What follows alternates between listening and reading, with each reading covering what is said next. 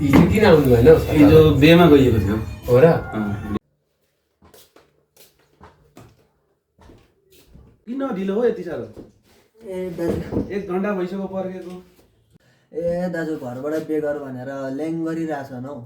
ए भाइ त्यस्तो टेन्सन छ तिमीलाई? त्यसो भने मैले एउटी यस्तो राम्रो केटी देखेको छु नि, हेर्ने हो त? ए हो र दाजु मान्छे त त्यो केटीले? मैले भनेपछि किन मान्दिनँ भाइ, यार मानिहाल्छ नि। जाउँ न त जाउँ जाउँ लु।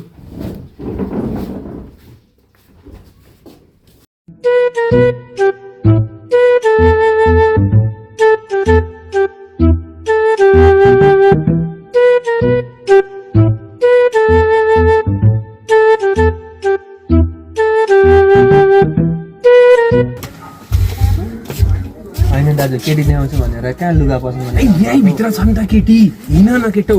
लु लु लु जाउँ जाउँ जाउँ। खोइ त दाजु केटी कहाँ छ त? उहाँ हेर न कति राम्रो केटी छ। ऊ